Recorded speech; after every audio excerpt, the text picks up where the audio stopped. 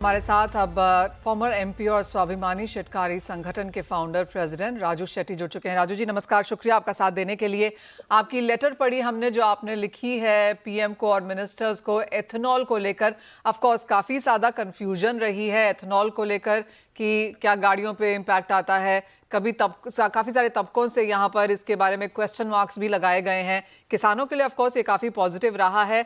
क्या आप कहना चाहते हैं अपनी लेटर के द्वारा यहाँ पर मिनिस्ट्री को?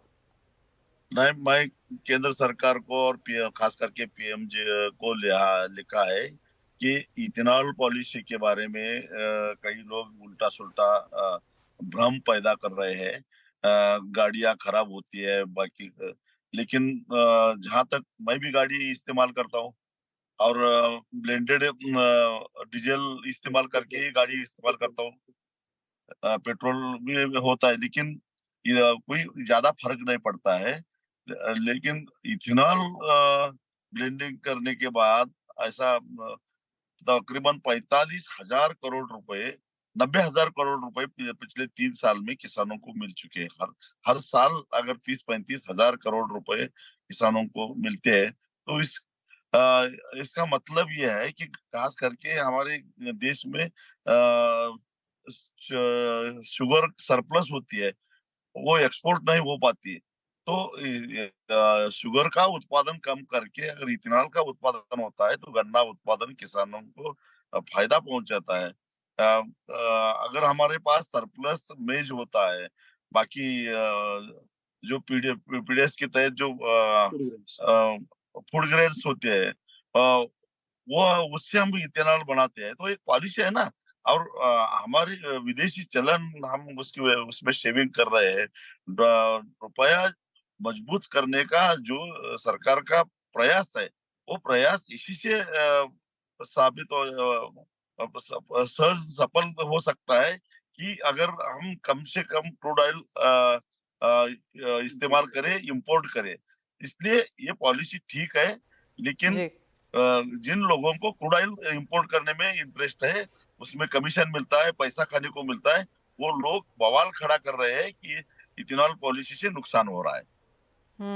आप राजू जी, आपकी एक बात तो सही है कि फाइनेंशियल स्ट्रेस किसानों पे यहाँ पर कम है और जो एक्स्ट्रा हमारे पास गन्ना है या फिर फूड ग्रेन्स हैं वो यहाँ पर इस्तेमाल हो जाती हैं। लेकिन जो कह रहे हैं वो सिर्फ गाड़ियों के लिहाज से नहीं कह रहे, वो ये भी कह रहे हैं कि अब एथेनॉल के लिए मक्के का इंपोर्ट लेके आने की भी क्या ज़रूरत है। अगर हम क्रूड ऑयल इंपोर्ट कम करने की बात कर रहे हैं और यहाँ पर हम मक्का इंपोर्ट करने की बात कर रहे हैं तो कुछ बहुत आप कहेंगे पॉलिसी में और क्लैरिटी की ज़रूरत है।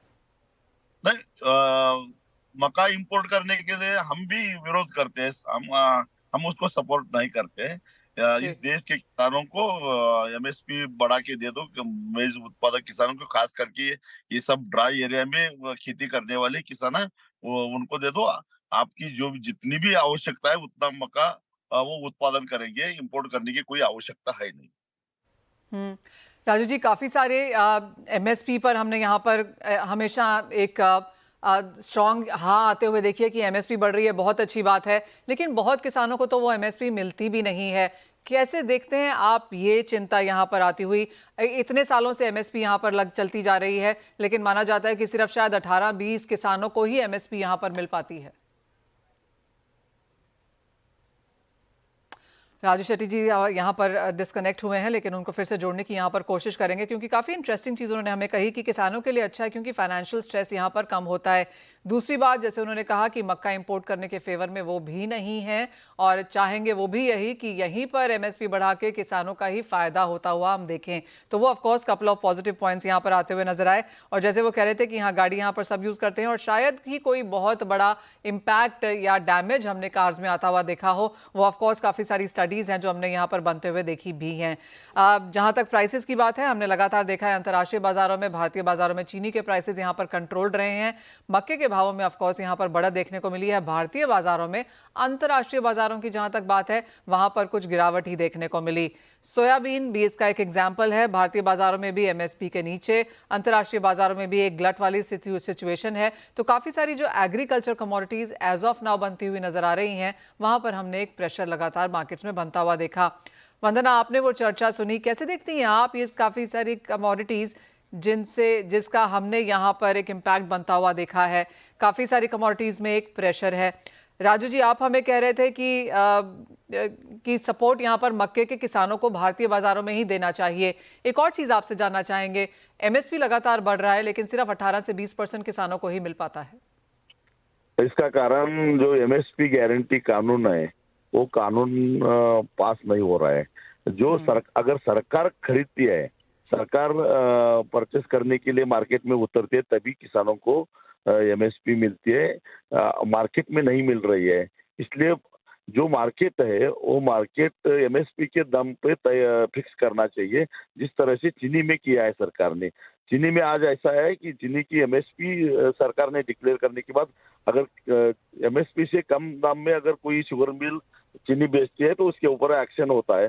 उसी तरह से एमएसपी से कम दाम पे अगर कोई बेचता है या खरीदने की कोशिश करता है तो उसके ऊपर एक्शन लेने का कोई अगर कानून पार्लियामेंट में पास हो जाएगा, जिसका एक प्राइवेट मेंबर बिल मैंने खुद 2018 में टेबल किया था, वो अगर कानून पास होता है तो इस देश के जितने भी किसान हैं 100% किसानों को एमएसपी मिल सकती है।